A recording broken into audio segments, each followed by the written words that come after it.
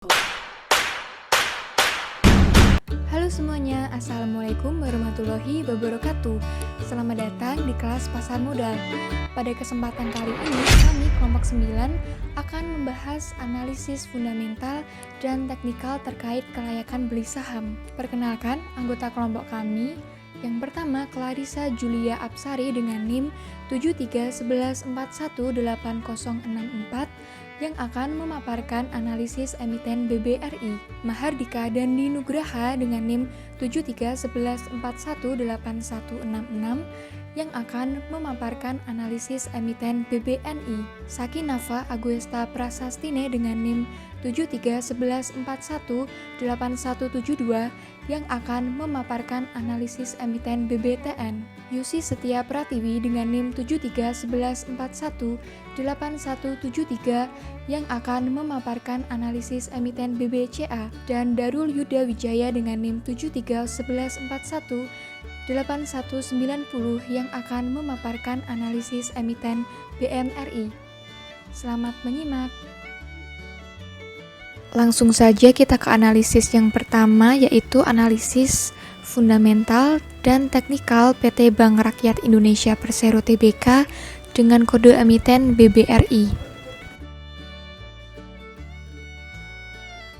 Agenda pembahasan dalam analisis kali ini dimulai dengan profil perusahaan, kemudian analisis fundamental perusahaan, yang ketiga analisis teknikal, serta yang terakhir adalah kesimpulan. Yang pertama adalah profil perusahaan. BBRI didirikan pada 16 Desember 1895 dengan kantor pusat yang berlokasi di Gedung BRI 1 Jalan Jenderal Sudirman, Jakarta. Saat ini BBRI memiliki banyak sekali kantor wilayah, kantor cabang, dan kantor kas. Bank BRI juga memiliki beberapa kantor cabang luar negeri, salah satunya berlokasi di Cayman Islands dan Singapura. Selain itu, BBRI juga memiliki beberapa anak perusahaan, salah satunya adalah BRI Agro dan BRI Life. Kemudian ruang lingkup kegiatan BBRI adalah turut melaksanakan dan menunjang kebijakan dan program pemerintah di bidang ekonomi dan pembangunan nasional pada umumnya, khususnya dengan melakukan usaha di bidang perbankan, termasuk melakukan kegiatan operasi sesuai dengan prinsip syariah. Pada tanggal 31 Oktober 2003, BBRI memperoleh pernyataan efektif dari Bapepam LK untuk melakukan penawaran umum perdana saham BBRI atau IPO kepada masyarakat. Selanjutnya opsi pemesanan lebih dan opsi penjatahan lebih yang dilaksanakan masing-masing pada tanggal 10 November 2003 dan 3 Desember 2003. Kemudian pada 10 November 2003, saham-saham BBRI dicatatkan pada Bursa Efek Indonesia. Selanjutnya menuju pada analisis fundamental BBRI.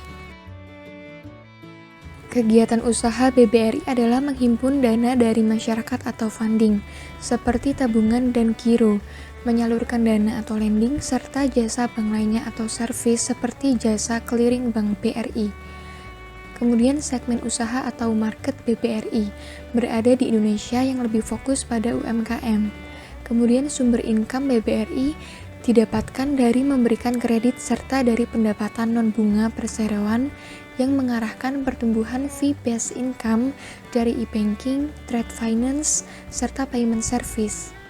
Kemudian kepemilikan saham BBRI dipegang pemerintah sebanyak 56,75%, masyarakat 42,64%, dan treasury stock sebanyak 0,61%. Kemudian grafik 2 menunjukkan tingkat net profit BBRI selama periode 2017 sampai 2020. Dapat dilihat bahwa laba bersih perusahaan terus mengalami peningkatan dari tahun 2017 hingga 2019, kemudian menurun pada 2020 sebesar 45,6%. Dan memang sektor perbankan adalah salah satu sektor yang paling terdampak karena pandemi COVID-19. Penurunan tersebut menandakan bahwa perusahaan sedang mengalami kendala dalam menghasilkan laba perusahaan atau laba yang dihasilkan sekarang kurang menguntungkan bagi perusahaan atau dapat dikatakan terjadi penurunan tingkat kesehatan bank.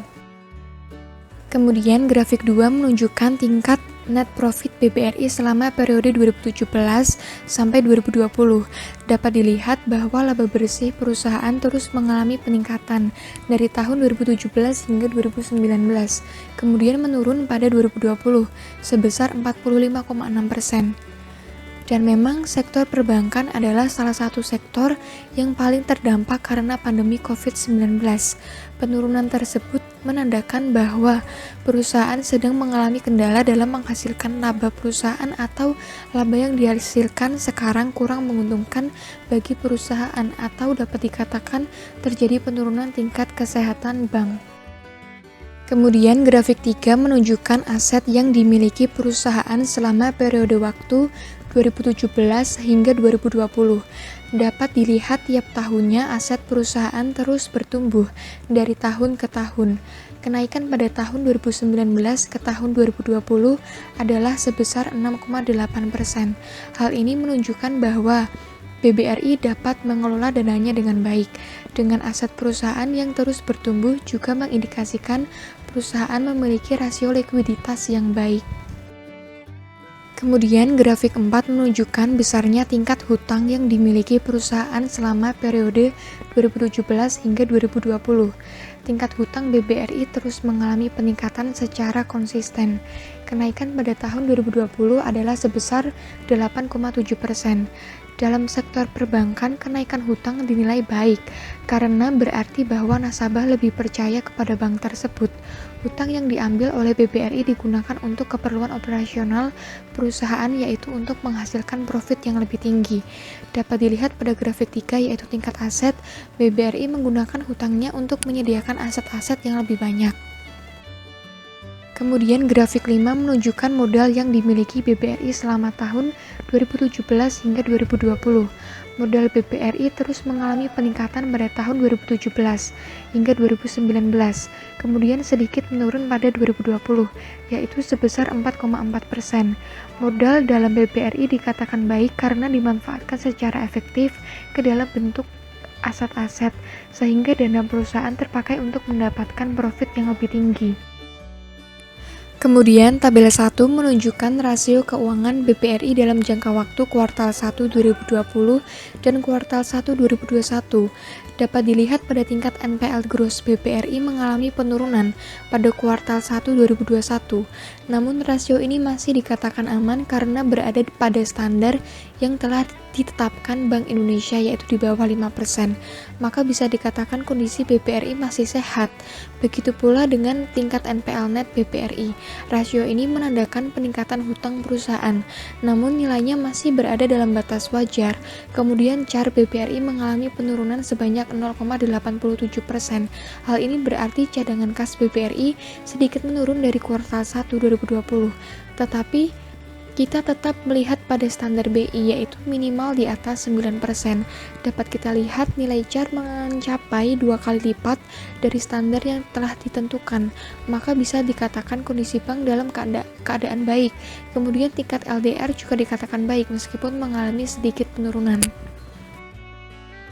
Tabel 2 menunjukkan laporan keuangan BBRI selama periode 2017 hingga 2020. Langsung saja pada analisis laporan keuangan. NPM atau net profit margin BBRI mengalami penurunan di tahun 2020, yaitu hanya sebesar 16%. Dapat kita lihat rata-rata NPM BBRI adalah di atas 27%. Lalu dari segi EPS di angka 153. Ini juga mengalami penurunan karena masa pandemi, dan dapat dilihat pada net profit juga mengalami penurunan yang cukup signifikan. Namun bila dilihat pada histori nilai EPS BBRI berada di atas 230. Kemudian PER 2020 di angka 30,23. Mengalami peningkatan karena EPS yang menurun secara signifikan. Dari segi BV atau book value berada di nilai 1.637 jika dibandingkan dengan harga sahamnya 4.630, maka kita bisa mendapatkan PBV di 2,83 kali. Dan memang secara histori nilai PBV selalu di atas 2. Kemudian dari segi DER di 6,56 kali, dan jika dilihat dari historinya rata-rata di atas 5. Kemudian untuk ROE berada di nilai 9,53%. Jika dilihat pada histori biasanya di angka lebih dari 16%. Untuk ROA-nya di angka 1,24%, dan jika dilihat historinya biasanya di atas 2%. Kemudian beralih ke analisis teknikal BBRI.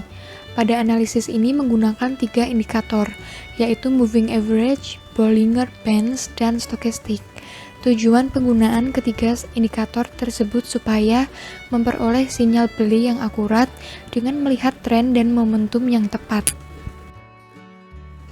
Yang pertama adalah moving average atau MA. Saya menerapkan MA5 dan MA20. Garis hitam menunjukkan MA5 dan garis biru menunjukkan MA20. Sinyal awalnya adalah ketika candlestick harian 3 hari terakhir berada di atas garis hitam. Jika dilihat dari garis MA, kita dapat mengetahui sinyal yang tepat untuk membeli jika MA5 atau garis hitam bersilangan dengan MA20 atau garis biru, atau disebut juga dengan golden cross. Dilihat pada gambar tersebut bahwa belum ada garis perpotongan yang tepat untuk mensinyalkan kita untuk membeli saham BBRI.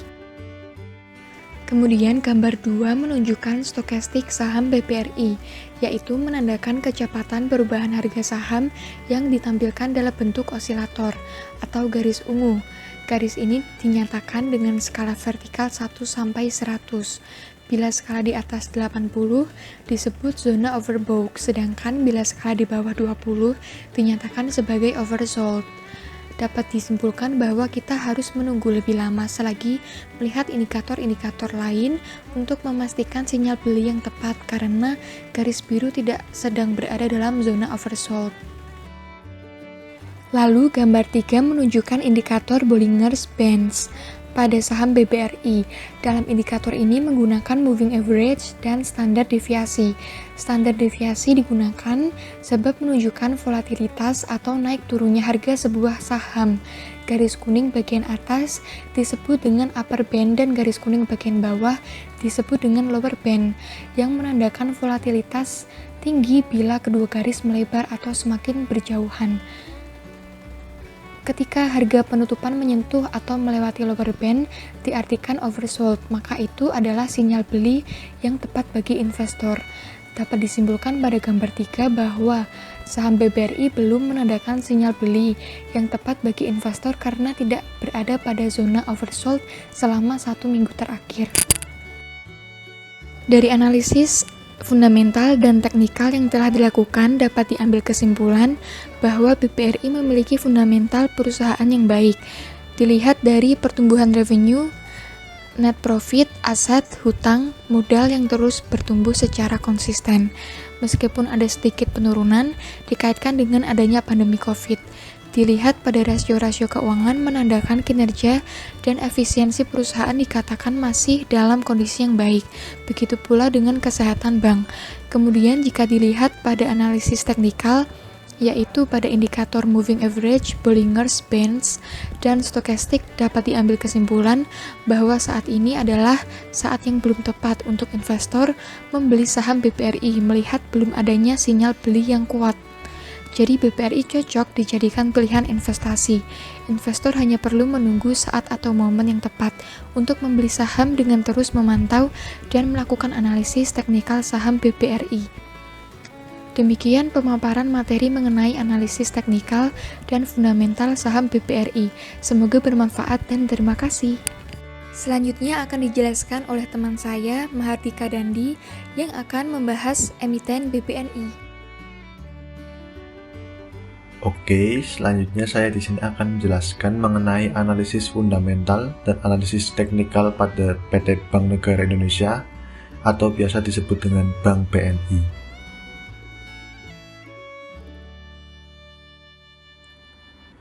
Jadi ada beberapa pokok pembahasan yang akan saya bahas di sini. Yang pertama yaitu profil perusahaan, yang kedua analisis fundamental, yang ketiga analisis teknikal, dan yang terakhir adalah kesimpulan. Profil perusahaan. PT Bank Negara Indonesia atau Bank BNI didirikan pada tanggal 5 Juli 1946 di Indonesia sebagai bank sentral. Pada tahun 1968, BNI ditetapkan menjadi Bank Negara Indonesia 1946 dan statusnya menjadi Bank Umum Milik Negara atau BUMN. Pada tanggal 28 Oktober 1996, Bank BNI memperoleh pernyataan efektif dari Bapepam LK untuk melakukan penawaran umum perdana saham atau IPO kepada masyarakat sebanyak 1.085 juta dengan nilai nominal 500 per saham dengan harga penawaran 850 per saham. Saham-saham tersebut dicatatkan pada Bursa Efek Indonesia atau BEI pada tanggal 25 November 1996. Analisis fundamental yang pertama yaitu mengenai bisnis model, kegiatan usaha. Bank BNI memiliki kegiatan usaha di sektor perbankan. Yang kedua yaitu mengenai sumber income. Sumber income dari Bank BNI yaitu dari pendapatan bunga, pembiayaan, asuransi jiwa, dan sekuritas. Yang ketiga yaitu pemilikan saham. Pemilikan saham dari Bank BNI yaitu dari Negara Kesatuan Republik Indonesia atau NKRI sebesar 54,94%, sedangkan pada masyarakat umum yaitu sebesar 45,06%, dan yang terakhir yaitu dari Treasury sebesar 0,10%.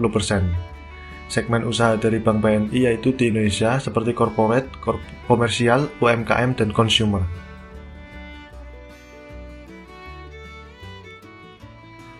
Bisa dilihat pada grafik tersebut dapat disimpulkan bahwa revenue dari Bank BNI mulai dari tahun 2017 sampai 2019 selalu mengalami kenaikan.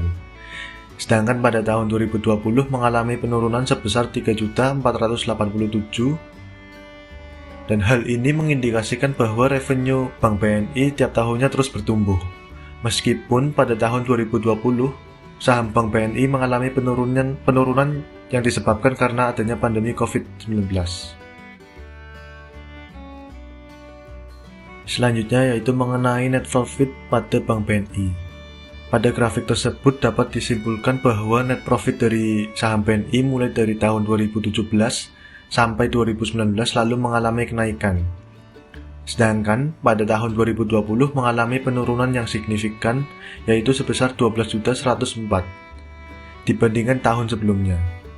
Hal ini mengindikasikan bahwa net profit dari Bank BNI tiap tahunnya mengalami pertumbuhan.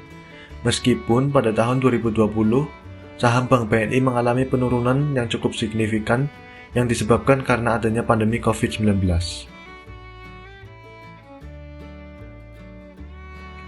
Berikutnya yaitu mengenai aset yang dimiliki Bank BNI. Pada grafik tersebut dapat disimpulkan bahwa aset yang dimiliki Bank BNI mulai dari tahun 2017 sampai 2020 selalu mengalami kenaikan yang konsisten. Kenaikan aset terbesar yaitu pada tahun 2018 yang senilai 808.572.000. Hal ini mengindikasikan bahwa aset Bank BNI tiap tahunnya selalu mengalami pertumbuhan, meskipun pada tahun 2020 kondisi ekonomi sedang kurang baik.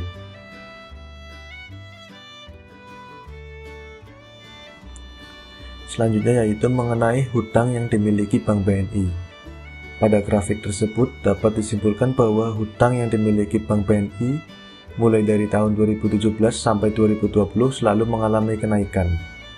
Hal ini mengindikasikan bahwa Bank BNI kurang baik dalam mengelola hutangnya.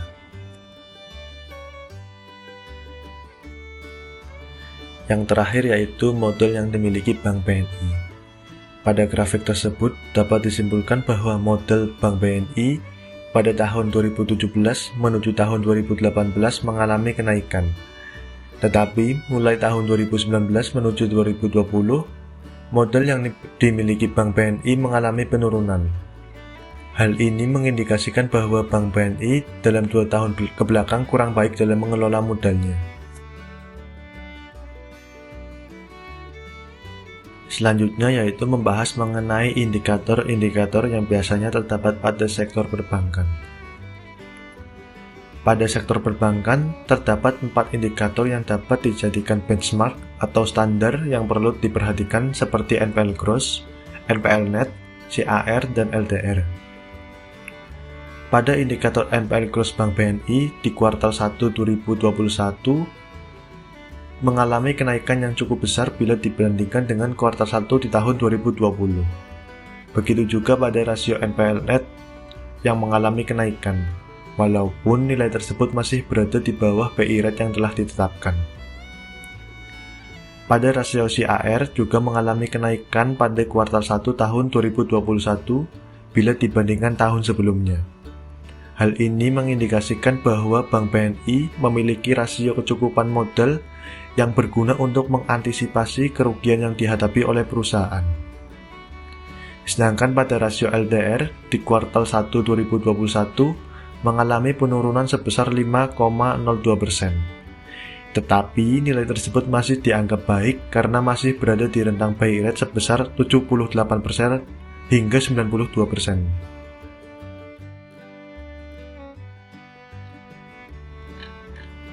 Selanjutnya yaitu membahas mengenai laporan keuangan yang ada pada Bank BNI. Bisa dilihat data tersebut merupakan ringkasan laporan keuangan PT Bank Negara Indonesia atau Bank BNI selama periode 4 tahun dimulai dari tahun 2017 hingga tahun 2020. Jika dilihat dari rasio NPM atau Net Profit Margin, Bank BNI dari tahun 2017 sampai 2020 selalu mengalami penurunan yang cukup signifikan. Hal ini dapat menandakan bahwa perusahaan kurang baik dalam menghasilkan laba bersih dari penjualannya. Sedangkan pada rasio EPS Bank BNI selalu mengalami kenaikan dari tahun 2017 hingga 2018, walaupun pada tahun 2020 mengalami penurunan yang disebabkan karena adanya pandemi COVID-19. Untuk rasio PER dan PBV, seharusnya investor membandingkan dengan perusahaan lain yang berada di sektor yang sejenis untuk mengetahui apakah harganya masih relatif murah. Tetapi, bila dilihat dari data di atas, bisa disimpulkan bahwa rata-rata nilai dari PER dan PBV Bank BNI masih berada pada rasio yang cukup bagus untuk dibeli. Sedangkan rasio DER dari saham BNI dari tahun 2017 sampai 2020 bisa dibilang cukup bagus karena selalu di bawah angka 8%. Rasio keuangan terakhir yaitu ROE dan ROA. Pada rasio ROE saham BNI dari tahun 2017 hingga tahun 2020 mengalami fluktuatif. Karena dari tahun 2017 ke tahun 2018 mengalami peningkatan, tetapi di tahun berikutnya selalu mengalami penurunan. Biasanya investor cenderung akan memilih perusahaan yang memiliki nilai ROE yang tinggi, karena hal tersebut dapat mengindikasikan bahwa perusahaan dapat menghasilkan laba yang besar.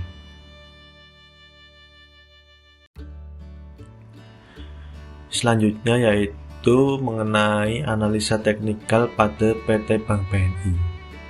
Pada analisis teknikal untuk saham BNI ini menggunakan 3 indikator yaitu Moving Average, Bollinger Band, dan Stokastik. 3 indikator ini digunakan untuk mempermudah investor memperoleh sinyal beli yang akurat. Analisis teknikal ini berfungsi untuk memprediksi arah pergerakan harga saham. Dengan membaca grafik saham, maka investor dapat melihat apakah suatu saham cenderung akan bergerak naik atau turun. Jika dilihat dari analisis teknikal menggunakan Moving Average 5 dan Moving Average 20, maka dapat disimpulkan bahwa untuk saat ini lebih baik tidak membeli saham BNI terlebih dahulu, dikarenakan belum adanya sinyal yang kuat untuk membeli. Sebaliknya, apabila investor sudah mempunyai saham BNI sebelumnya, maka sebaiknya saat ini waktu yang tepat untuk menjual saham tersebut. Maka dari itu, menunggu sinyal beli terlebih dahulu yaitu ketika MA5 yaitu garis hitam sudah menembus MA20 yaitu garis hijau. Persilangan itu disebut dengan Golden Cross yang artinya sinyal untuk membeli.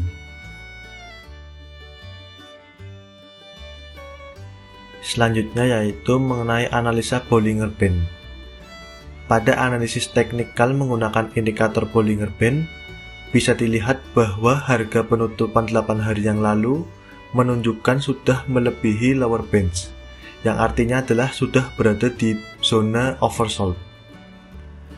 Hal itu merupakan sinyal untuk membeli, tetapi investor harus membandingkan dengan indikator-indikator yang lain untuk lebih valid.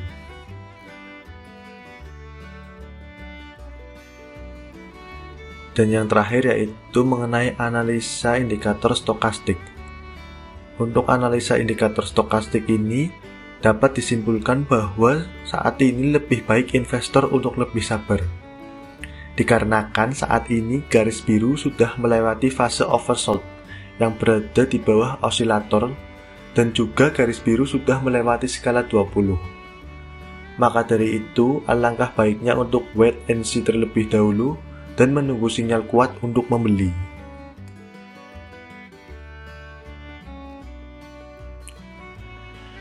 Kesimpulan dari analisis Bank BNI yaitu yang pertama, untuk investasi jangka panjang, Bank BNI memiliki fundamental perusahaan yang cukup baik dari segi revenue, net profit, aset yang terus bertumbuh dan meningkat secara konsisten dari tahun ke tahun. Walaupun dari segi hutang dan modal kurang baik. Tetapi untuk rasio-rasio tersebut termasuk dalam perusahaan yang sangat sehat, karena masih berada pada batas wajar dan aman yang telah diterapkan. Dengan menggunakan indikator moving average 5 dan 20, Bollinger Band dan Stokastik, saat ini pada saham BNI belum terdapat sinyal yang valid untuk membeli. Maka dari itu, investor sebaiknya harus menentukan harga wajar terlebih dahulu dan menunggu pergerakan pasar sehingga terdapat momentum yang tepat untuk memenuhi syarat untuk membeli saham BNI. Untuk selanjutnya, saya akan menjabarkan mengenai analisis fundamental dan teknikal pada Bank Tabungan Negara atau BBTN. Pokok pembahasan kali ini terbagi menjadi 4 bagian. Pertama, profil perusahaan. Kedua, analisis fundamental. Ketiga, analisis teknikal. Dan yang keempat, kesimpulan. Pembahasan pertama mengenai profil perusahaan. Bank Tabungan Negara atau BBTN didirikan pada tanggal 9 Februari 1950 dengan nama Bank Tabungan Pos. Kantor pusat Bank BTN berada di Jakarta Pusat. Bank BTN memiliki 88 kantor cabang. Pada tanggal 8 Desember 2009, BBTN memperoleh pernyataan efektif dari Bapepam LK untuk melakukan IPO seri B kepada masyarakat. Dan juga pada tanggal 17 Desember 2009, saham-saham tersebut dicatatkan pada Bursa Efek Indonesia.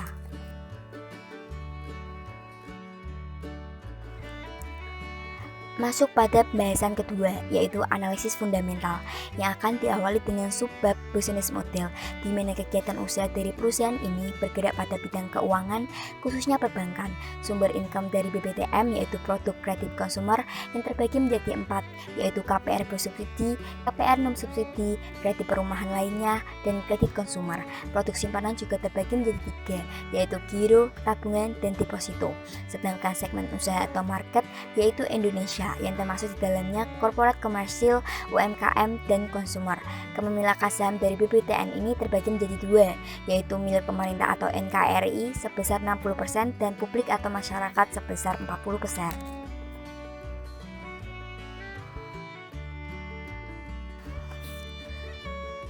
Subbab selanjutnya yaitu mengenai revenue atau pendapatan. Dari grafik tersebut dapat dilihat bahwa pendapatan Bank Tabungan Negara atau BBTN mengalami peningkatan dari tahun 2017 hingga 2019. Kenaikan tersebut menandakan bahwa pendapatan dari BBTN bertumbuh. Hal ini dikatakan emiten tersebut baik, namun terjadi penurunan pada tahun 2020 dikarenakan adanya pandemi COVID-19. Pada slide ini menunjukkan mengenai grafik net profit BBTN, yang dapat dilihat bahwa net profit BBTN mengalami penurunan dari tahun 2017 hingga 2019.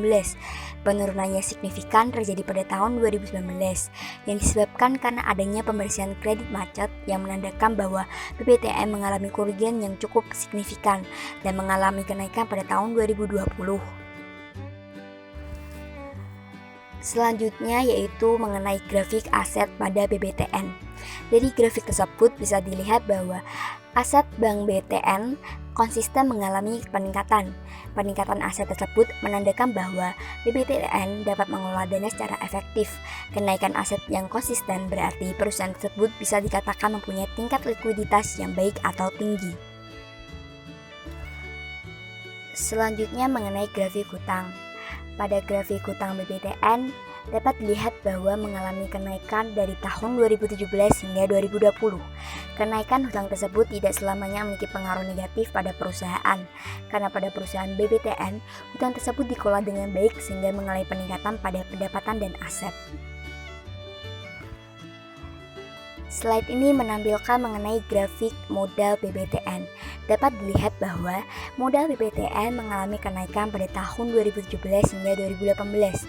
Namun, pada tahun 2019 hingga 2020 mengalami penurunan. Penurunan tersebut dikarenakan terjadinya recovery akibat pandemi COVID-19 dan juga modal tersebut digunakan secara efektif oleh perusahaan. Hal tersebut ditandai dengan kenaikan jumlah aset pada tiap tahunnya. Slide ini menjelaskan mengenai analisis fundamental yang dilihat dari analisis sektor, di mana sektor perbankan terdapat 4 faktor atau rasio yang harus diperhatikan. Faktor atau rasio tersebut ada NPL gross, NPL net, CAR, dan LDR. Dapat dilihat dari tabel tersebut bahwa NPL gross mengalami penurunan pada kuartal 1 2021 dibandingkan dengan 2020. Angka tersebut masih dikatakan aman karena masih di bawah standar yang telah ditetapkan oleh Bank Indonesia, yaitu kurang dari 5%, dan bisa dikatakan bahwa BBTN sehat. Namun hal tersebut tetap memiliki kemungkinan resiko karena sangat mendekati 5%. Begitu juga dengan NPL net yang mengalami penurunan pada kuartal 1 2021, sehingga BBTN masih dikatakan sangat sehat. Pada rasio capital adequacy ratio atau CAR mengalami penurunan dibandingkan pada kuartal 1 2020 dan masih berada jauh dari standar yang telah ditetapkan oleh BI, yaitu kurang dari 5%. Hal tersebut menandakan bahwa BBTN masih dikatakan sehat dan memiliki kecukupan modal yang digunakan untuk menampung resiko kerugian yang mungkin terjadi. Kemudian pada rasio LDR pada BBTN mengalami penurunan dari kuartal 1 2020 ke kuartal 1 2021. Bisa dikatakan baik, rasio tersebut menandakan bahwa resiko likuiditas kecil pada BBTN dan dana yang menganggur banyak.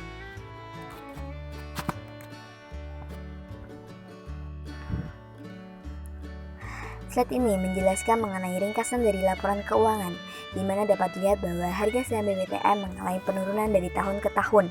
Untuk rasio NPM BBTN juga mengalami penurunan. Dari rasio tersebut dapat diartikan bahwa kinerja BBTN kurang produktif, sehingga berpengaruh dalam kurangnya laba atau keuntungan yang dihasilkan. Untuk rasio EPS BBTN dari tahun 2017 hingga tahun 2019 mengalami penurunan. Penurunan tersebut menandakan bahwa perusahaan kurang baik dalam memberikan tingkat kemakmuran atau kesejahteraan kepada pemegang saham, dan terjadi peningkatan pada tahun 2020. Untuk rasio PER BBTN mengalami penurunan dari tahun 2017 hingga tahun 2018. Penurunan tersebut menandakan bahwa pertumbuhan perusahaan mengalami penurunan. Namun pada tahun 2019 rasio PER BBTN mengalami kenaikan. Namun pada tahun 2020 mengalami penurunan yang cukup signifikan besar juga. Untuk PBV pada Bank BBTN mengalami kenaikan dan penurunan dari rentang waktu 4 tahun, yaitu 2017 hingga tahun 2020. Sedangkan pada rasio DER BBTN mengalami kenaikan dalam rentang waktu 4 tahun yang dilihat dari 2017 hingga tahun 2020. Kenaikan rasio DER tersebut menandakan kondisi yang kurang baik karena semakin tinggi DER menunjukkan komposisi jumlah hutang atau kewajiban lebih besar dibandingkan dengan jumlah seluruh modal bersih yang dimilikinya. Untuk rasio ROE pada BBTN mengalami penurunan dari tahun 2017 hingga tahun 2019. Hal ini berarti kemampuan perusahaan untuk menghasilkan laba setelah pajak dengan menggunakan modal sendiri yang dimiliki perusahaan kurang maksimal. Namun pada tahun 2020 mengalami peningkatan. Untuk rasio ROA, BBTN memiliki penurunan setiap tahunnya dalam jangka waktu 4 tahun. Hal ini menandakan bahwa tingkat keuntungan yang dicapai BBTN tiap tahunnya mengalami penurunan dan juga penggunaan aset perusahaan kurang baik. Pembahasan ketiga mengenai analisis teknikal. Pada analisis teknikal untuk saham BBTN ini menggunakan 3 indikator, yaitu moving average, Bollinger Bands, dan stochastic. penggunaan 3 indikator tersebut agar memperoleh sinyal beli yang lebih akurat. Dimulai dari indikator moving average, dapat dilihat dari grafik tersebut menandakan sebaiknya tidak membeli terlebih dahulu saham, dikarenakan belum adanya sinyal yang kuat untuk membeli. Sinyal kuat untuk membeli bisa dilihat jika MA5 yang ditandai dengan garis hitam telah menembus MA20 yang ditandai dengan garis biru dan terjadi persilangan antara garis hitam dan biru. Garis yang bersilang tersebut dinamai dengan golden cross yang menandakan sinyal yang tepat untuk membeli saham.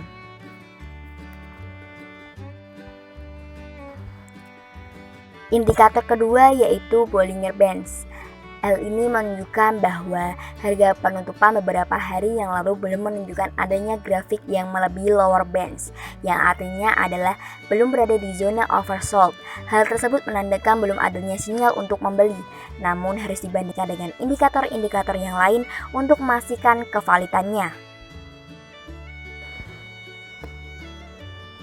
Indikator ketiga yaitu stochastic.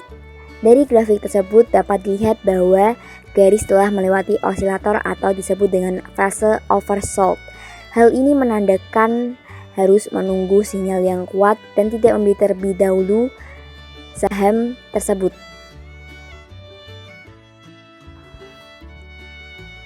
Dari analisis fundamental dan teknikal yang telah saya jabarkan, dapat disimpulkan bahwa perusahaan ini kurang baik untuk dijadikan pilihan investasi jangka panjang karena memiliki fundamental perusahaan yang kurang baik yang dilihat dari revenue, net profit, aset, hutang, dan modal, serta memiliki rasio keuangan yang kurang baik juga. Maka dari itu, fundamental dari BBTN kurang bagus dan masih ada perusahaan perbankan lainnya yang patut untuk dijadikan pilihan investasi yang lebih memiliki prospek yang baik.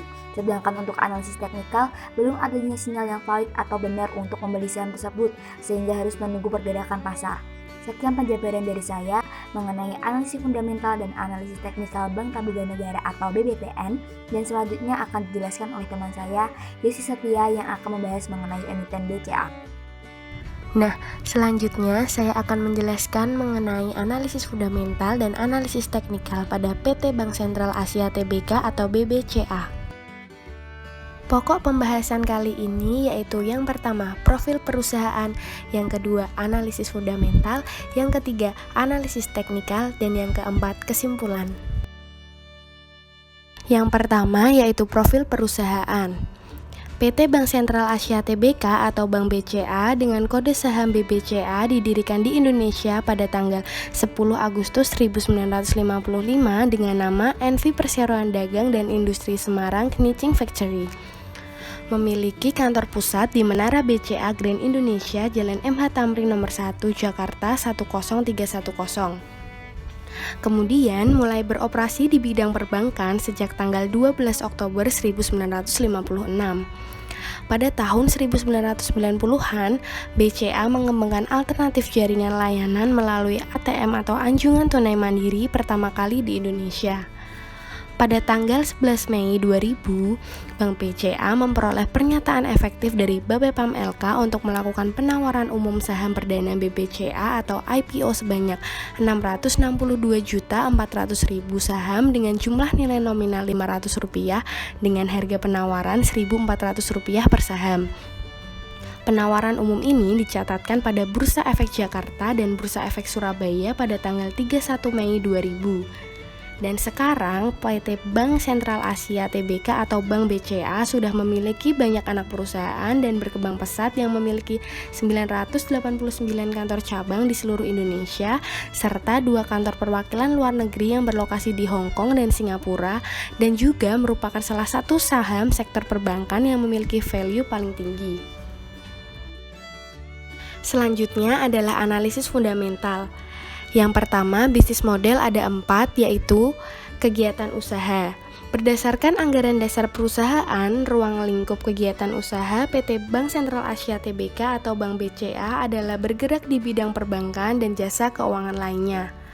Untuk sumber income, kegiatan utamanya adalah mengumpulkan dana publik, menyalurkan kredit, dan pendapatan bunga untuk retail dan korporasi. Bank BCA menyediakan produk dan layanan seperti produk tabungan, kartu kredit, elektronik banking, layanan transaksi perbankan, fasilitas pinjaman, garansi bank, fasilitas ekspor-impor, dan fasilitas mata uang asing. Untuk segmen usaha, yaitu di Indonesia meliputi corporate, komersial, UMKM, dan consumer. Untuk kepemilikan saham terbesar yaitu pada PT Dwi Muria Investama Andalan yaitu sebesar 54,94% dan kepemilikan saham pada masyarakat yaitu sebesar 45,06%. Selanjutnya yaitu revenue. Dapat dilihat dari grafik yaitu bahwa revenue pada Bank BCA mengalami peningkatan dari tahun 2017 hingga tahun 2020 secara konsisten. Walaupun pada tahun 2019 menuju tahun 2020 terdapat pandemi global COVID-19 yang berdampak pada perekonomian global, tetapi revenue pada Bank BCA tetap mengalami peningkatan. Hal ini berarti pendapatan dari hasil penjualan kegiatan usaha yang dilakukan oleh Bank BCA konsisten meningkat, sehingga dapat dikatakan bahwa saham Bank BCA termasuk saham yang baik. Berikutnya adalah net profit. Dapat dilihat dari grafik yaitu bahwa net profit Bank BCA mengalami peningkatan dari tahun 2017 hingga tahun 2019, namun mengalami penurunan pada tahun 2020. Artinya Bank BCA secara konsisten mampu meningkatkan net profitnya, walaupun terjadi sedikit penurunan pada tahun 2020 dikarenakan oleh pandemi global COVID-19. Hal ini menunjukkan bahwa Bank BCA dapat menekan biaya-biaya lainnya sehingga perusahaan mampu memberikan kontribusi yang maksimal terhadap net profit. Nah, sekarang adalah aset. Dapat dilihat dari grafik yaitu bahwa total aset Bank BCA mengalami peningkatan dari tahun 2017 hingga 2020 secara signifikan. Hal tersebut mengindikasikan bahwa Bank BCA menggunakan net profitnya dan mengolah dana secara efektif dan efisien dan juga mencerminkan bahwa Bank BCA mempunyai tingkat likuiditas yang baik. Kemudian adalah hutang. Dapat dilihat dari grafik bahwa total hutang Bank BCA mengalami peningkatan dari tahun 2017 hingga tahun 2020. Peningkatan hutang pada Bank BCA dikarenakan terjadinya peningkatan pula yang signifikan pada dana pihak ketiga yang meliputi current account, saving account atau kasa, giro, tabungan, dan deposito. Hal ini berarti hutang pada Bank BCA merupakan hutang yang efisien dikarenakan perusahaan BCA menggunakan dananya dengan baik melalui dana pihak ketiga. Nah, sekarang adalah modal. Dapat dilihat dari grafik yaitu bahwa total modal atau ekuitas Bank BCA mengalami peningkatan dari tahun 2017 hingga tahun 2020. Peningkatan modal pada Bank BCA paling tinggi yaitu dikarenakan surplus revaluasi aset tetap.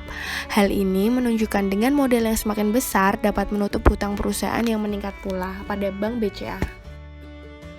Kemudian untuk sektor itu sendiri dapat dilihat dari tabel yang menunjukkan 3 rasio Bank BCA, yaitu rasio NPL, rasio CAR, dan rasio LDR tahun 2020 kuartal 1 dan 2021 kuartal 1.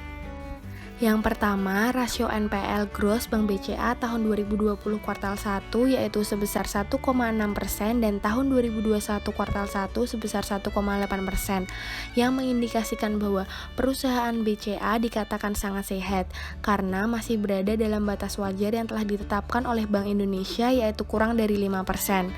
Bahkan untuk rasio NPL net tahun 2020 kuartal 1 sebesar 0,59% dan tahun 2021 kuartal 1 yaitu sebesar 0,70%. Bank BCA mampu menjaga level di bawah 1%. Hal ini menandakan semakin kecil rasio NPL, semakin rendah pula risiko kredit bank.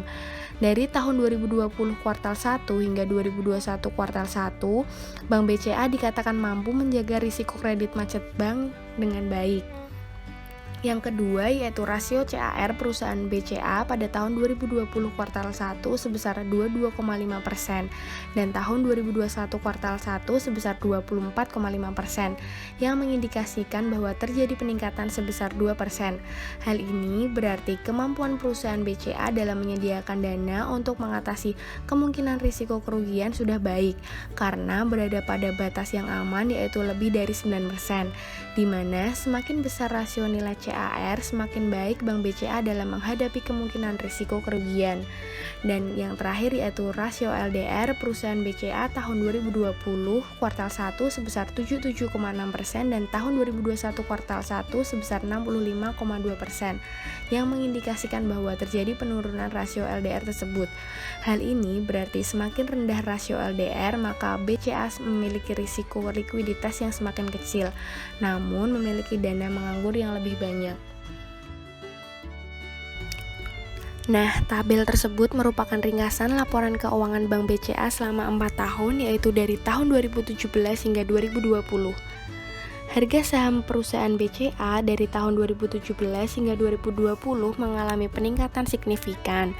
Hal ini berarti nilai perusahaan di mata investor sangat baik. Beberapa data sudah ada pada pembahasan sebelumnya, maka akan kita lanjutkan dari rasio NPM. Rasio NPM Bank BCA dari tahun 2017 hingga 2020 memiliki nilai yang konstan, yaitu lebih dari 40% walaupun mengalami sedikit penurunan tahun 2020, yaitu menjadi 41,44% karena COVID-19, namun tetap berada di atas 40%. Jika dilihat secara keseluruhan saham sektor perbankan, Bank BCA memiliki rasio NPM paling tinggi, yaitu mencapai lebih dari 40%. Hal ini menandakan semakin tinggi rasio NPM, semakin baik operasional Bank BCA. Sama halnya dengan rasio EPS, Bank BCA dari tahun 2017 hingga tahun 2019 mengalami kenaikan walaupun terjadi sedikit penurunan tahun 2020 akibat COVID-19. Namun rasio EPS tetap konstan, yaitu berada di atas nilai 1000. Hal ini mengindikasikan kemampuan per lembar saham dalam menghasilkan laba untuk Bank BCA baik dan menjadi salah satu indikator keberhasilan Bank BCA. Selanjutnya yaitu rasio PER Bank BCA dari tahun 2017 hingga 2020 mengalami peningkatan. Hal ini mengindikasikan bahwa kemampuan Bank BCA untuk mengukur harga saham terhadap pendapatan per saham baik, di mana semakin tinggi rasio PER, semakin tinggi pula pertumbuhan perusahaan Bank BCA. Selanjutnya adalah rasio PBV Bank BCA. Tahun 2017 hingga 2020 memiliki rata-rata nilai yang konstan, yaitu lebih dari 4, yang mengindikasikan harga saham yang beredar termasuk harga yang mahal dibandingkan perusahaan dalam sektor yang sejenis. Semakin tinggi rasio PBV artinya pasar percaya akan prospek perusahaan BCA dan akan meningkatkan harga saham. Namun untuk rasio PBV terendah yaitu tahun 2017 artinya harga saham terendah Bank BCA yang beredar dari keempat tahun tersebut yaitu tahun 2017. Kemudian adalah rasio DER Bank BCA. Rasio DER Bank BCA mengalami penurunan dari tahun 2017 hingga 2019 yang mengindikasikan semakin rendah rasio DER, semakin rendah pula jumlah hutang atau kewajiban perusahaan untuk melunasi pendanaan yang harus dibayar baik dalam jangka panjang maupun jangka pendek. Namun sedikit meningkat pada tahun 2020 karena penggunaan hutang Bank BCA yang berlebihan akibat pandemi COVID-19. Selanjutnya, rasio ROE Bank BCA tahun 2017 hingga 2020 mengalami penurunan. Hal ini menunjukkan bahwa kemampuan perusahaan untuk menghasilkan laba dengan modal sendiri kurang maksimal atau kurangnya efisiensi penggunaan modal yang dimiliki oleh perusahaan. Kemudian adalah rasio ROA Bank BCA tahun 2017 hingga 2019 yaitu mengalami peningkatan. Hal ini berarti semakin meningkatnya profitabilitas Bank BCA atau semakin tinggi ROA berarti semakin baik Bank BCA. Artinya perusahaan efisien dan efektif dalam memanfaatkan aset yang dimilikinya untuk menghasilkan keuntungan walaupun terjadi sedikit penurunan pada tahun 2020 akibat pandemi COVID-19. Nah, sekarang masuk pada analisis teknikal. Pada analisis teknikal untuk saham BBCA ini menggunakan 3 indikator yaitu Moving Average, Bollinger Bands, dan Stokastik. Saya menggunakan 3 indikator tersebut supaya memperoleh sinyal beli yang akurat dan mendapatkan momentum yang tepat melalui sinyal-sinyal analisis teknikal. Yang pertama adalah Moving Average 5 dan Moving Average 20. Jika dilihat dari analisis teknikal menggunakan MA5 dan MA20, maka dapat disimpulkan bahwa untuk saat ini jangan melakukan entry atau membeli saham terlebih dahulu, dikarenakan belum adanya sinyal yang kuat untuk membeli. Maka dari itu, menunggu sinyal beli terlebih dahulu, yaitu ketika moving average 5 atau garis hitam sudah menembus moving average 20 yaitu garis biru dan terjadi persilangan yang disebut golden cross, yang artinya sinyal untuk membeli. Biasanya investor menunggu terbentuknya pola yang baru agar dapat menentukan timing yang tepat untuk melakukan keputusan membeli. Analisis teknikal yang kedua adalah Bollinger Bands. Pada analisis teknikal menggunakan indikator Bollinger Bands dapat dilihat bahwa dari beberapa hari yang lalu, harga penutupan saham belum menunjukkan melebihi lower bands, yang artinya belum berada pada zona oversold yang merupakan sinyal membeli. Namun juga tetap harus dibandingkan dengan indikator yang lain agar tetap lebih valid. Selanjutnya, analisis teknikal yang ketiga adalah stokastik.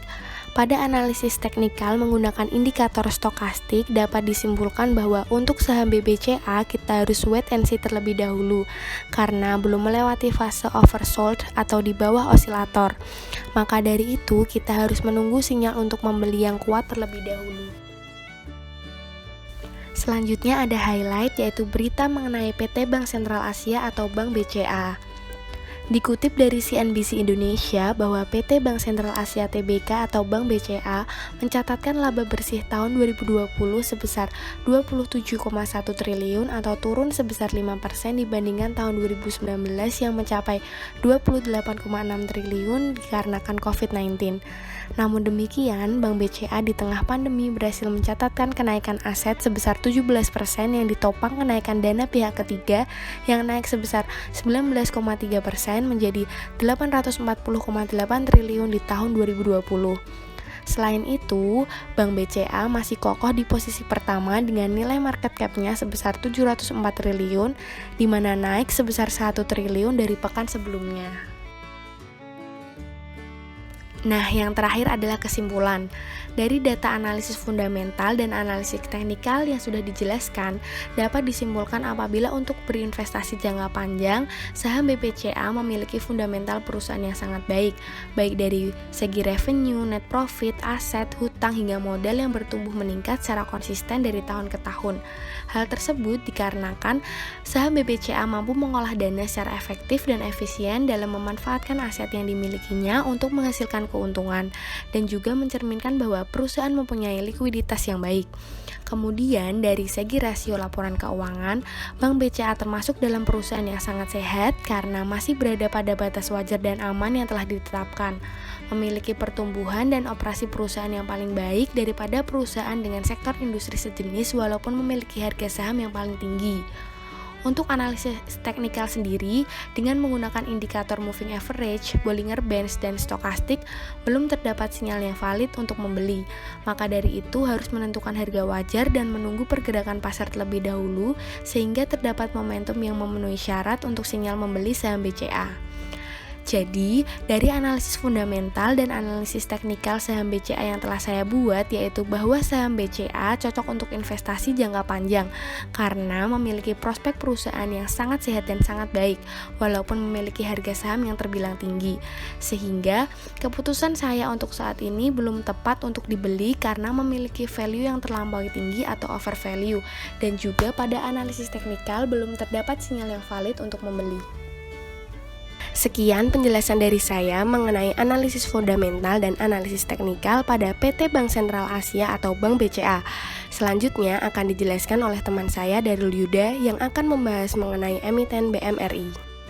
Baik, selanjutnya adalah analisis fundamental dan teknikal dari PT Bank Mandiri Tbk dengan kode saham BMRI.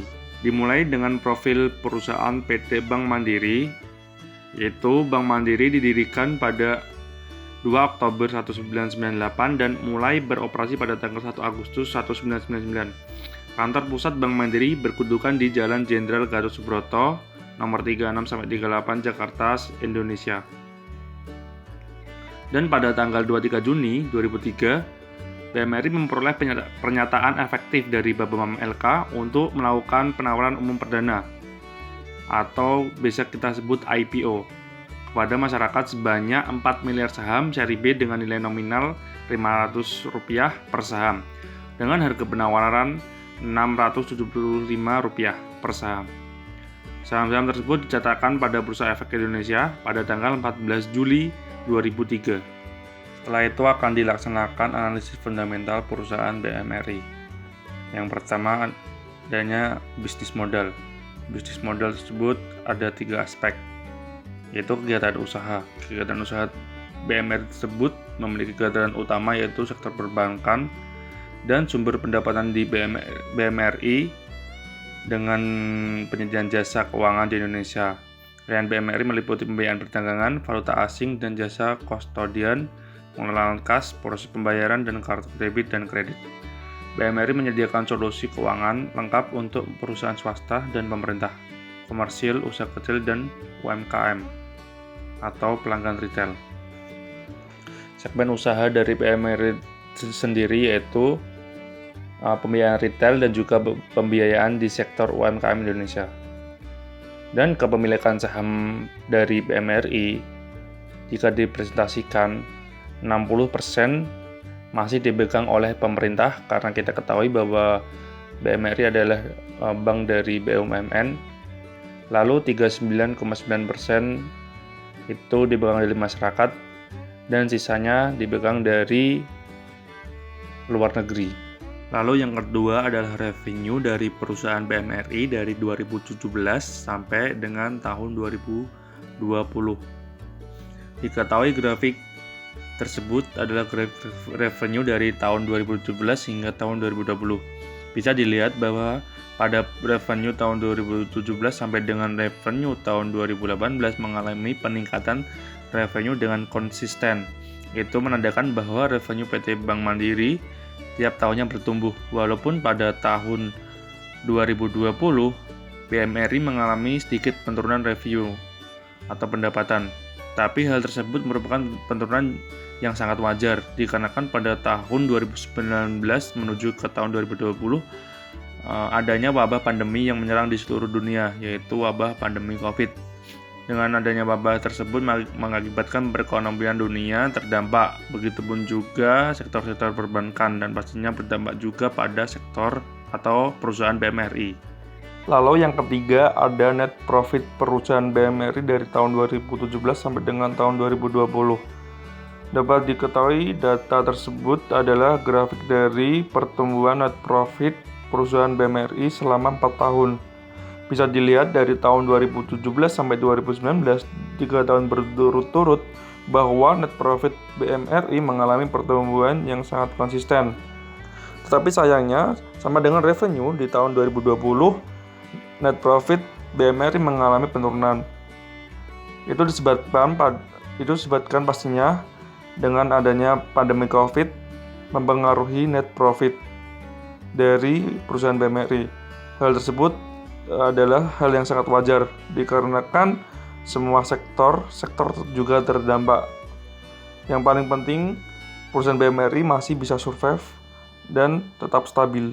Selanjutnya, yang keempat ada aset dari BMRI dari tahun 2017 sampai tahun 2020. Grafik atau data tersebut merupakan grafik atau data pertumbuhan aset dari BMRI dari tahun 2017 sampai dengan 2020.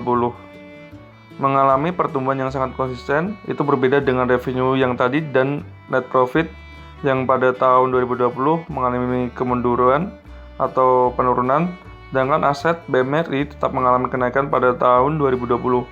Hal tersebut mengindikasikan bahwa dengan adanya aset yang konsisten bertumbuh yang kuat, maka perusahaan BMRI menggunakan keuntungan perusahaan yang sangat bagus atau menggunakan dengan efisien untuk terus mengembangkan asetnya. Juga dengan aset perusahaan yang terus berkembang, mencerminkan bahwa perusahaan mempunyai likuidasi yang baik dan juga pastinya jika perusahaan BMRI dengan aset yang terus bertumbuh secara kuat dan konsisten bahwa ekspansi untuk terus mengembangkan perusahaannya juga cukup efektif. Dengan begitu, dari sudut pandang aset bahwa perusahaan BMRI cenderung diperhatikan untuk dibeli sahamnya. Berikutnya adalah hutang dari perusahaan BMRI dari tahun 2017 sampai dengan 2020. Grafik di atas merupakan pertumbuhan hutang dari tahun 2017 sampai 2020. Jika dilihat, hutang dari perusahaan BMRI mengalami peningkatan yang konsisten selama 4 tahun. Apakah berarti perusahaan mengalami kemunduran? Maka tidak bisa dilihat dari satu sudut pandang saja, atau melihat dari hutangnya yang terus bertumbuh saja. Tapi akan hal ini juga harus dilihat dari revenue, net profit, dan juga aset perusahaan. Jika dilihat dari aset perusahaan BMRI, maka aset BMRI bertumbuh dengan konsisten setiap tahunnya. Berarti hutang pada perusahaan BMRI tersebut merupakan hutang yang efisien. Karena kenapa? Karena hutang perusahaan BMRI digunakan dengan hak baik, yaitu dikarenakan pada aset perusahaan yang terus meningkat. Jadi BMRI berhutang untuk berekspansi atau untuk perusahaan yang lebih berkembang. Yang keenam, adanya modal BMRI dari tahun 2017 sampai dengan 2020. Grafik di atas merupakan grafik yang menggambarkan dari modal perusahaan BMRI dari tahun 2017 sampai dengan 2020. Jika bisa dilihat dari tahun 2017 sampai dengan 2019 bertumbuh dengan konsisten. Itu juga bisa dilihat dari revenue dan juga aset perusahaan BMRI yang juga meningkat di tahun 2017 sampai dengan 2019. Yang artinya perusahaan BMRI mengolah modalnya dengan baik sehingga menghasilkan revenue dan aset di tahun 2017 sampai dengan 2020 yang berkembang juga. Lalu pada tahun 2020 modal dari perusahaan BMRI mengalami sedikit penurunan, tetapi aset dari perusahaan BMRI mengalami kenaikan di tahun 2020. Itu menandakan bahwa perusahaan BMRI menggunakan modalnya untuk berekspansi dan mengembangkan asetnya, dan pastinya survive dan recovery di wabah pandemi global. Maka dengan begitu, perusahaan dalam 4 tahun terakhir, perusahaan mengelola keuangannya dengan baik. Dengan hal ini bahwa ini adalah hal yang penting untuk diperhatikan untuk investor yang ingin membeli saham BMRI. Lalu yang ketujuh, adanya sektor. Data tersebut merupakan data dari 3 rasio perusahaan BMRI pada tahun 2020 kuartal 1 dan tahun 2021 kuartal 1. Dikarenakan BMRI merupakan sektor perbankan, maka dengan itu jika pada sektor perbankan wajib untuk memantau atau melihat 3 rasio tersebut, yaitu rasio NPL, rasio CAR, dan rasio LDR, di mana rasio NPL perusahaan BMRI pada tahun 2020 kuartal 1 yaitu 2,4% dan pada tahun 2021 kuartal 1 yaitu 3,3%, yang mengindikasikan bahwa perbankan BMRI masih sehat karena NPL masih berada dalam batas wajar, yaitu bernilai 0% sampai dengan di bawah 5%. Berarti BMRI masih berfungsi dengan baik sebagai perusahaan sektor perbankan. Lalu rasio CAR pada perusahaan BMRI mengalami peningkatan dari 17,65% ke 18,51%, bahwa hal tersebut sangat baik karena CAR merupakan rasio kecukupan modal yang menunjukkan kemampuan perbankan dalam menyediakan dana yang digunakan untuk mengatasi kemungkinan risiko kerugian. Rasio ini penting karena dengan jaga CAR pada batas minimal aman, yaitu di atas 9%. Berarti juga melindungi nasabah dan menjaga stabilitas sistem keuangan secara keseluruhan. Semakin besar nilai CAR mencerminkan kemampuan perbankan yang semakin baik dalam menghadapi kemungkinan rasio kerugian. Lalu pada rasio LDR yang mengalami penurunan dari 94,91% ke 81,15%. Penurunan tersebut mengartikan bagus bagi perusahaan BMRI, karena untuk rasio LDR semakin tinggi maka semakin tidak bagus, karena itu artinya perusahaan kurang mampu membayar kewajibannya. Karena menurut Bank Indonesia rasio LDR yang bagus di antara 78% sampai dengan 92%. Yang ke-8, adanya ringkasan laporan keuangan perusahaan BMRI. Data tersebut merupakan ringkasan laporan keuangan selama 4 tahun dari tahun 2017 sampai dengan 2020, di mana sudah ada yang dibahas di pembahasan sebelumnya. Maka dari itu yang akan dibahas dimulai dari NPM perusahaan BMRI. Jika dilihat dari NPM BMRI di tahun 2017 sampai dengan 2019 mengalami kenaikan yang sangat konstan. Itu menandakan cukup bagus walaupun pada tahun 2020 NPM turun. Itu hal yang sangat wajar dikarenakan kita ketahui bahwa 2019 sampai dengan 2020 masih adanya wabah COVID. Begitu halnya dengan EPS BMRI yang bertumbuh dari 2017 sampai dengan 2019 dan di tahun 2020 mengalami penurunan. Pada rasio PE atau PER jika di rata-rata selama 4 tahun maka menghasilkan nilai sekitar 15,01 untuk PER. Maka harus dibandingkan per perusahaan yang sejenis untuk mengetahui apakah harganya masih relatif lebih murah dari perusahaan-perusahaan berpengalaman lainnya. Begitu juga pada PBV, perusahaan untuk mengetahui apakah harga saham BMRI relatif lebih murah harus dibandingkan pada perusahaan sejenis. Tetapi jika dilihat dari PBV terendah berada di angka 1,31% di tahun 2018 yang bisa dijadikan patokan harga termurahnya di 4 tahun terakhir. Pada rasio DER atau DER perusahaan BMRI dari tahun 2017 sampai dengan 2020 sangat bagus dikarenakan masih di bawah 8%. Perbankan yang bagus untuk rasio DER adalah di bawah 8%. Karena hal tersebut dikarenakan DER atau DER adalah rasio untuk melihat berapa besar untung dibandingkan total ekuitas yang dimiliki perusahaan, maka DER BMRI masih sangat bagus. Selanjutnya adanya ROE dari 2017 sampai dengan 2018 mengalami peningkatan yang konstan tetapi masih bagus walaupun di tahun 2020 turun karena akibat dari COVID tersebut. Itu masih bagus karena meningkat yang artinya saham dengan ROE yang tinggi maka return saham terhadap modal nilai tinggi. Karena juga semakin tinggi ROE maka perusahaan tersebut semakin baik. Biasanya investor memilih perusahaan dengan ROE yang tinggi karena perusahaan tersebut dapat mengolah modalnya sehingga menghasilkan laba yang besar. Selanjutnya adalah analisis teknikal perusahaan BMRI. Pada analisis teknikal untuk saham BMRI ini menggunakan 3 indikator, yaitu Moving Average, Bollinger Bands, dan Stochastic. Menggunakan 3 indikator tersebut dikarenakan analisis teknikal agar lebih memperoleh sinyal yang lebih akurat atau kuat. Dan juga dikarenakan saya tipe investor jangka panjang, menggunakan analisis teknikal untuk masuk pasar saja atau untuk entry dengan memperhatikan tren dan momentum yang tepat melalui sinyal-sinyal analisis teknikal tersebut. Yang pertama, saya menggunakan analisis teknikal Moving Average 5 dan Moving Average 20. Bisa dilihat dari charting BMRI tersebut. Jika dilihat dari analisis teknikal menggunakan MA5 sama MA20, maka dapat disimpulkan bahwa untuk saat ini jangan untuk masuk atau membeli saham tersebut terlebih dahulu, dikarenakan belum adanya sinyal yang kuat untuk beli. Maka dari itu menunggu sinyal beli terlebih dahulu atau bahasa untuk tradingnya wait and see terlebih dahulu. Yaitu kita harus menunggu dulu bahwa MA5 untuk menyentuh atau mensilangkan garis MA20 atau kalau jika dilihat dari charting menunggu dari garis berwarna hitam menyilang ke atas menyilang garis berwarna hijau. Disitulah sinyal beli atau biasa disebut golden cross.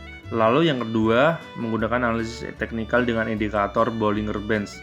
Jika dilihat pada charting BMRI tersebut, pada analisis teknikal menggunakan indikator Bollinger bisa dilihat bahwa harga penutupan 6 hari yang lalu menunjukkan sudah melebihi lower bands atau yang berarti sudah berada di zona oversold yang merupakan sinyal beli. Tetapi harus dibandingkan dengan indikator-indikator lain terlebih dahulu agar sinyal tersebut merupakan sinyal valid untuk beli. Dan analisis teknikal yang ketiga menggunakan indikator stokastik. Jika bisa dilihat bahwa menggunakan indikator stokastik dapat disimpulkan untuk wait and see terlebih dahulu. Untuk saat ini dikarenakan garis biru sudah melewati fase oversold dan juga garis biru sudah melewati skala 20, maka dari itu alangkah baiknya untuk wait and see terlebih dahulu dan menunggu sinyal-sinyal kuat berikutnya. Jadi kesimpulan dari analisis fundamental dan juga analisis teknikal saham BMRI adalah jika untuk jangka panjang maka perusahaan BMRI memiliki fundamental perusahaan yang sangat baik. Bisa dilihat dari revenue, net profit, aset, hutang, modal yang bertumbuh secara konsisten dengan seimbang dan baik. Juga fundamental pada perusahaan BMRI memiliki rasio-rasio yang penting yang sangat bagus dan berkembang. Maka dari itu, fundamental dari perusahaan BMRI sudah sangat bagus dan pantas untuk dijadikan incaran investasi. Tetapi biar untuk mengetahui apakah investasi di perusahaan BMRI sudah paling efektif dan efisien, maka perlu dibandingkan pada fundamental perusahaan-perusahaan perbankan yang sejenis. Lalu juga untuk analisis teknikal, maka sebelumnya harus menentukan harga wajar terlebih dahulu. Agar ketika indikator-indikator analisis teknikal sudah terjadi momentum untuk sinyal beli, maka tidak salah untuk waktu membelinya.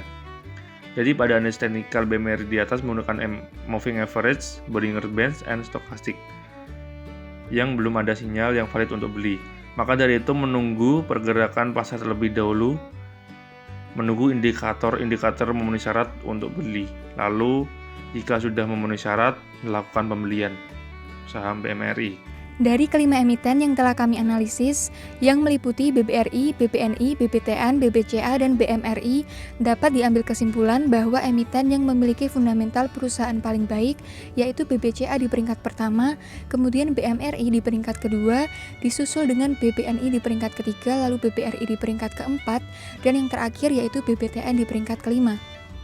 BBCA dikatakan paling baik karena memiliki rasio-rasio keuangan yang relatif stabil dan dikategorikan sebagai perusahaan yang sangat sehat dibandingkan dengan keempat emiten lainnya.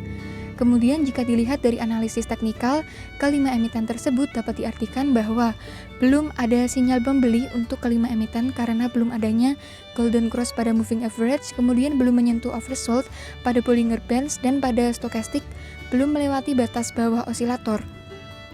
Demikian presentasi dari kelompok 9, jika ada kekurangan kami mohon maaf, semoga bermanfaat dan terima kasih.